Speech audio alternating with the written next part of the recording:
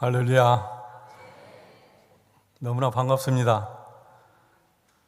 방금 소개해 주신 대로 2001년 11월까지 평신도로서 우리 광주 은광교회에서 여러분들과 함께 재미있게 열심히 아주 충성스럽게 이렇게 같이 섬기다가 하나님께서 저를 따로 세우심으로 제가 은광교회를 떠나갈 때 울면서 떠났습니다.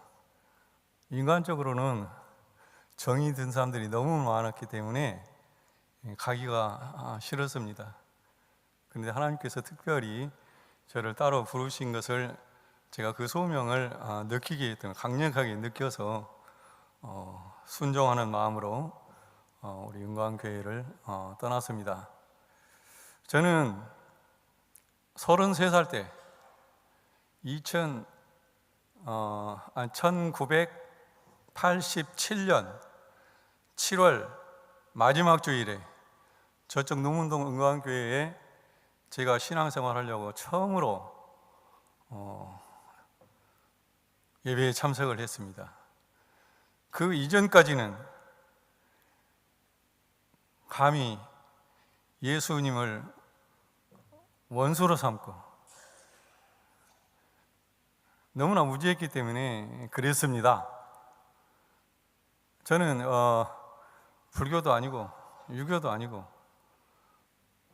조상님을 잘 섬기려고 내 나름대로 많이 노력을 하면서 살았는데, 이 기독교는 제사를 못 지내게 하니까 제가 생각하기에는 도저히 윤리적으로 맞지 않고, 또 예수님의 그 조상을 보면 서양 사람인데 왜 우리 동양 사람이, 그리고 대한민국 사람이 예수를 믿어야 되는가? 그래서 이 제사를 못 지내게 하니까 예수님을 굉장히 싫어했던 거죠. 근데 예수님께서 저를 몸을 치셨습니다. 여러분이 오래 계신 분들은 잘 알겠지만은 해방수영관, 지금은 비선수영관인데 우리 형수님입니다. 그래서 전도를 제가 많이 받았습니다. 전도를 받고, 하여튼 이제 길게 얘기하면 시간이 많이 가니까 전도를 받고 어쩔 수 없이 이제 예수님을 믿기로 하고 나간 교회가 형수님과 형님이 다니던 노문동의 우리 광주 은광 교회에 나왔습니다. 그동안은 그렇게 원수를 삼고 살았던 예수님이었지만 일단 예수를 믿기로 하고 교회에 처음 예배에 참석했는데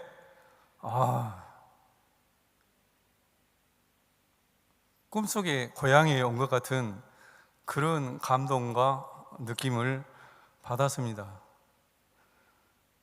그때 설교 본문이 사도행전 9장 1절부터 7절까지의 본문이었는데, 사도 바울이 기세가 등등해서 하나님의 교회를 잔멸하고 핍박하려고 담에색으로 하는 도중에서 부활하신 예수님의 음성을 듣고 쓰러진 사울이 회개하는 그런 장면이었습니다.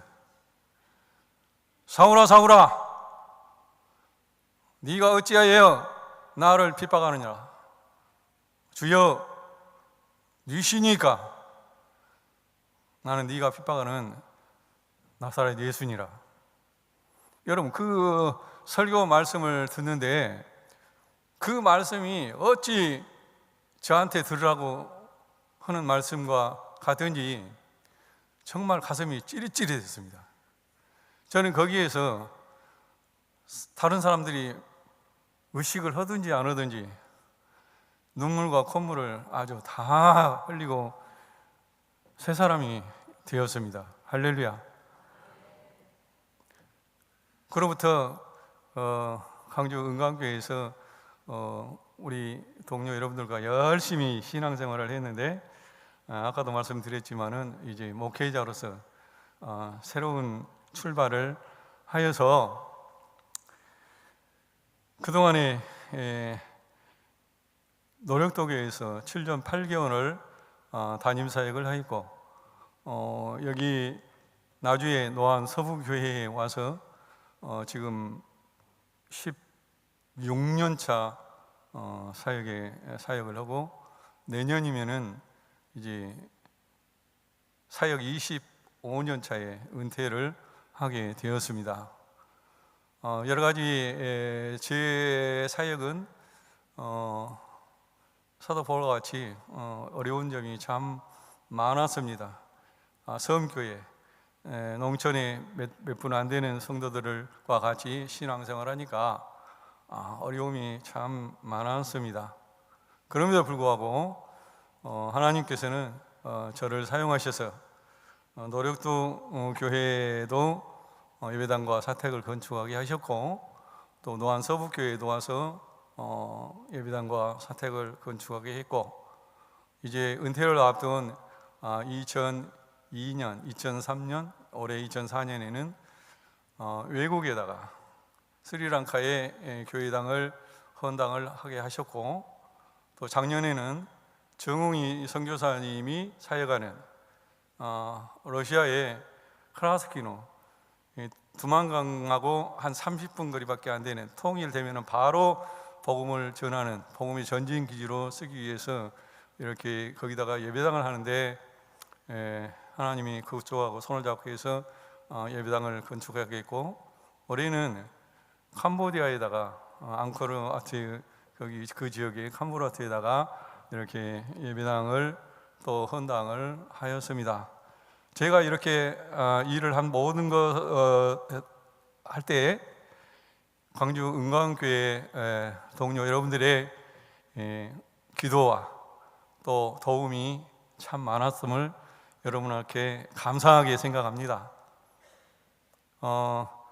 올해 봄에는 국내 선교부에서 이렇게 저희 교회를 방문해서 같이 전도 사역도 하고 또 기도도 함께 이렇게 하면서 어려울 때마다 우리 은광교회에서 저에게 많은 영육간의 힘을 준 것에 대해서 감사를 드립니다.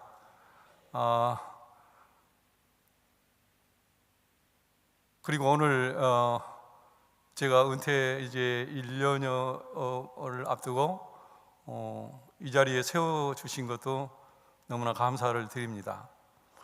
은광교회는 우리 전라 지역에서 가장 큰 교회로서 교수님이나 또한 박사님들이나 이름 있는 목회자들이 와서 설교를 하는데, 저같이 사이즈가 아주 아담하고 적은 이 농촌교회 사역자가 이 자리에 선다는 것은 무한 영광이 아닐 수가 없습니다. 저를 이 자리에 서게 허락하신 우리 은광교회 당회와 또 담임 목사님과 성도 여러분, 그리고 국내 선교 임원들 모두에게 감사의 말씀을 드립니다. 이제 오늘 본문 설교로 들어가도록 하겠습니다. 구약 성경을 보면은 이 성령의 능력을 덧입은 선지자 미가가 이스라엘 백성을 향하여 참으로 하나님이 원하시는 것이 무엇인지를 미가서 6장 8절에 다음과 같이 요약을 했는데, 이 부분을 세번역 성경은 다음과 같이 해석을 했습니다. 너 사람아, 무엇이 착한 일인지를 주님께서 이미 말씀하셨다. 주님께서 너에게 요구하는 것이 무엇인지도 이미 말씀하셨다.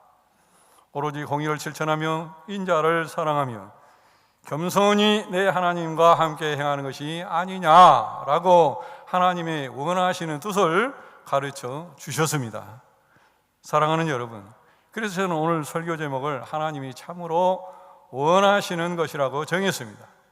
이 시간 말씀 증언할 때 마음을 여시고 아멘으로 하다하시면서 우리 하나님께서 주시는 은혜를 풍성하게 받으시기를 주님의 이름으로 축원합니다.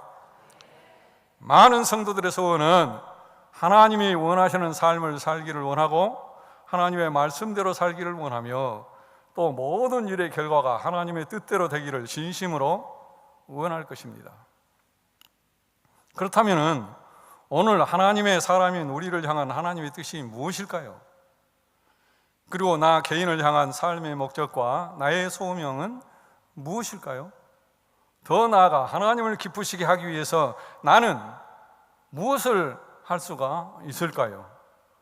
신약 성경에서 예수님은 제자들에게 위에 적은 질문의 대답으로 먼저는 하나님을 사랑하고 다음으로 다른 사람들을 사랑하라고 말씀을 하셨습니다.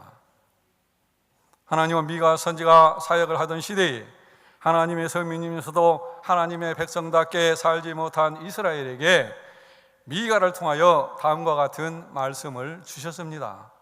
사람아, 주께서 선한 것이 무엇임을 내게 보이셨나니 여호와께서 내게 구하는 것은 오직 공의를 행하며 인자를 사랑하며 겸손하게 내 하나님과 함께 행하는 것이 아니냐. 하나님께서 왜 이런 말씀을 하게 하셨을까요? 이 말씀은 하나님의 백성이 기만과 폭력과 자랑과 같은 온갖 불법을 일삼으면서도 제사와 제물과 종교적 행위를 통해 하나님의 비위를 맞추려 했던 시기에 기록을 했습니다. 선지자 호세아도 다음과 같이 기록했습니다. 나는 인애를 원하고 제사를 원하지 아니하며 번제보다 하나님 아는 것을 원하노라. 이런 말씀을 정확히 보면은 하나님은 겉으로 드러나는 우리의 종교 활동이나 억지로 하는 순종보다 마음의 동기를 살피시는 분이심을 알 수가 있습니다. 하나님께서 우리에게 원하시는 것은 과연 무엇일까요? 우리는 때로 신앙생활을 할 때에 하나님이 무엇을 원하시는가를 잘 생각하지를 않고 우리의 원하는 것을 추구할 때가 솔직히 더 많습니다. 즉 우리가 우리의 생각과 표현대로 잘하면은 하나님께서도 기뻐하실 것이라고 생각을 하는 것입니다. 그리고 이 같은 자기 본위주의로 때로 하나님을 섬기는 일에 있어서 심각한 문제를 야기시킬 때가 많습니다. 그 대표적인 예가 오늘 본문 말씀에 사울이라고 할 수가 있습니다. 사울은 자신의 소견에 오른 대로 행동하다가 하나님께로부터 버림을 받았기 때문입니다. 이 시간에는 이 내용과 관련하여 과연 하나님이 참으로 원하시는 것이 무엇인가를 살펴보면서 말씀을 전하는 저나 여러분이 함께 은혜 받기를 원합니다. 첫 번째로 하나님은 언제나 형식과 내용이 일치하는 것을 원하십니다. 잠언 15장 8절 말씀을 보면은 악인의 제사는 여호와께서 미워하신다 그랬습니다. 이사야 선지자는 당시 유다 사람들에게 형식과 내용이 일치하는 악한 제사는 하나님께서 가증히 여기신다는 것을 분명하게 전했습니다. 언행으로는 부정과 불법을 행하면서도 하나님께는 어떤 종교적인 형식만을 갖추고 인간 본위로 행동하는 내용 없는 종교 의식은 악한 것입니다. 그래서 하나님은 이사야 선지자를 통하여 내 목전에서 너희의 악법을 버리라고 하셨습니다. 이렇게 형식과 내용이 일치하지 않는 단순한 종교적 의식의 반복을 하나님은 원하시지 않는 줄로 믿습니다. 두 번째로 하나님은 삶과 고백의 일치를 원하십니다. 이사야 45장 19절을 보면은 나 여호와는 의를 말하고 정직을 구하느니라 그랬습니다. 그리고 사도 바울은 디모데에게 오직 말과 행실과 사랑과 믿음과 정절에 대하여 믿는 자에게 본이 되어라 그랬습니다. 또한 요한일서 3장 18절에는 우리가 말과 혀로만 사랑하지 말고 오직 행함과 진실함으로 하자 그랬습니다. 한번 따라 쓸까요? 우리가 말과 혀로만 사랑하지 말고 오직 행함과 진실함으로 합시다. 아멘. 여러분 옆에 앉은 분들에게 금방 따라간 대로 한번 말해 주시기를 바랍니다. 잊어먹었죠 벌써. 우리가 말과 혀로만 사랑하지 말고 오직 행함과 진실함으로 합시다. 그렇게 좀 말 좀 해주세요.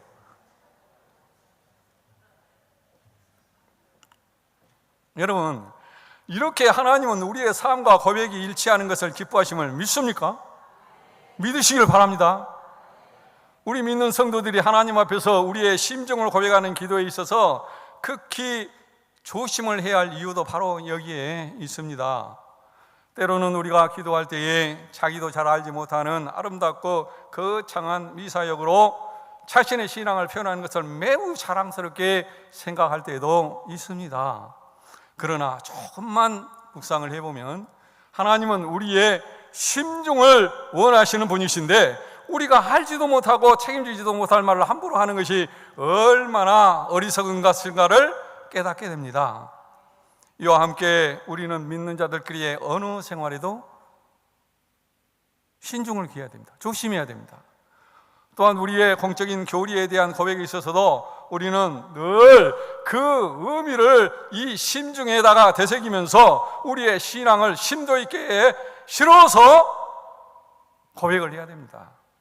특히 사도신경이나 주기도문을 외울 때 이 점을 명심해야 합니다. 이렇게 우리의 말과 우리의 삶이 일치할 때에 그것은 우리 가운데 오셔서 역사하시는 성령님을 기쁘시게 하는 일인 것을 아시기를 바랍니다. 마지막으로 하나님은 당신의 말씀에 일치하는 순종을 원하십니다. 우리 본문 22절을 함께 같이 읽겠습니다. 사무엘이 이르되 여호와께서 번제와 다른 제사를 그 목소리 순종하는 것을 좋아하심같이 좋아하시겠나이까?